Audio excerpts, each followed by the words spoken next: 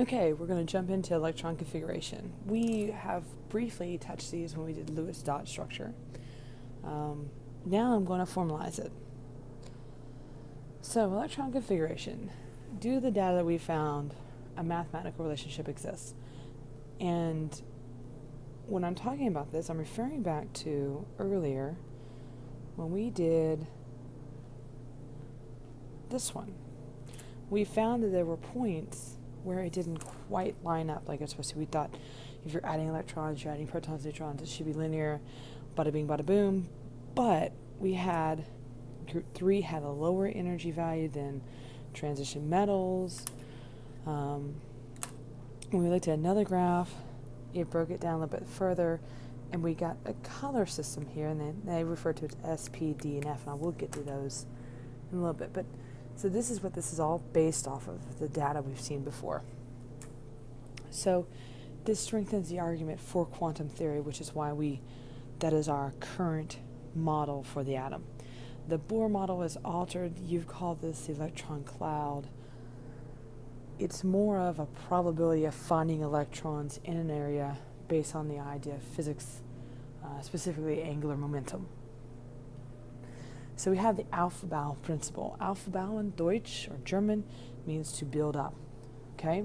So we start at the lowest and we build up. The lowest is always hydrogen. Hydrogen is always our starting block. Okay? Then we have Hund's rule. For every orbital in a subshell is occupied by one electron before you can double them up. All electrons in a singly occupied orbitals have the same spin. Okay? Like down here. Remember, we talked about this that when we were first engaging in this, we were talking about the electrons and how we knew they had a spin because of the properties with the electromagnetic spectrum and also with their properties dealing with electricity and magnetism, and how we could move those electrons by bringing in a magnet. So we paralleled it back to the Earth, and the Earth spinning on an axis. And so as you spin on an axis, you produce a field. We have a gravitational field and a magnetic field produced by the Earth.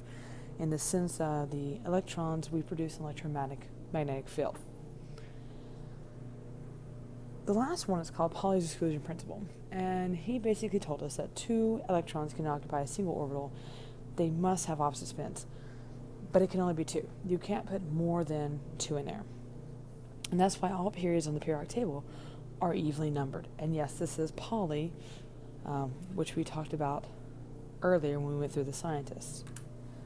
So let's reiterate this. There are 3 rules we are leaving classical for quantum. We have the Aufbau rule. It does mean to build up, and the way I think about it is we start at hydrogen.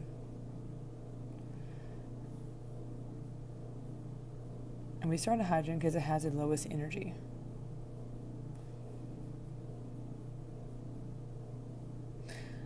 Hund's rule says we got to put one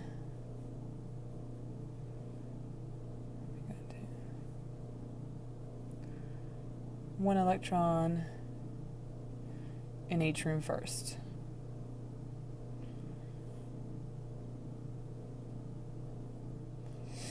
So we compare that to if you were running a hotel, you had to put a male in each room before you could double them up.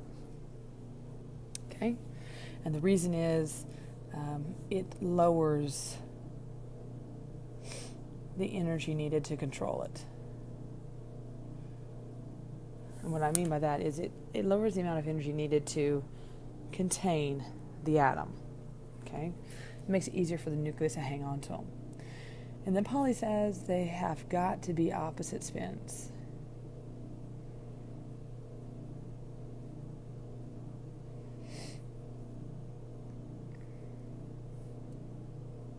And you can't have more than 2.